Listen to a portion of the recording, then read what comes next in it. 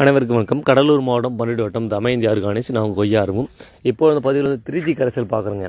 3G கரைசல் பொதுவாக வந்து அனைத்து விதமான செடி கொடி மரத்துக்கும் தெளிக்கலாங்க. இது வந்து பொதுவாக வந்து பூச்சி வெட்டையாக பயன்படுத்தலாங்க. 3G என்ன மீனிங் பார்த்தீங்கன்னா இஞ்சி பூண்டு பச்சை மிளகாங்க. இதுதான் 3G கரைசல் சொல்கிறது. இந்த இஞ்சி பூண்டு பச்சை மிளகா வந்து நல்லா சமபாங்க அளவுங்க. ஏன்னா மூணுலேயும் ஒரு கிலோ எடுத்துக்கங்க.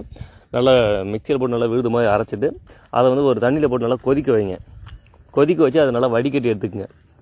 வடிகட்டி எடுத்துட்டு அந்த கரைசல், அதாவது ஒரு 3 கிலோ அந்த கரைசலில் குறைஞ்சபட்சம் ஒரு 5 லிட்டர் தண்ணி ஊற்றி நம்ம அரைக்கலாங்க. அரைச்சி நம்ம கொதிக்க வைக்கணுங்க. கொதிக்க வச்சுட்டு அதை நல்லா வடிகட்டி 10 லிட்டர் தண்ணிக்கு 500 ml 1 லிட்டர் வரைக்கும் கலந்து நம்ம செடி மேலே தெளிக்கலாங்க. இது அனைத்து வகையான பூச்சிக்குமே கண்ட்ரோல் ஆகுங்க. நல்லா தரமாக இருக்குங்க.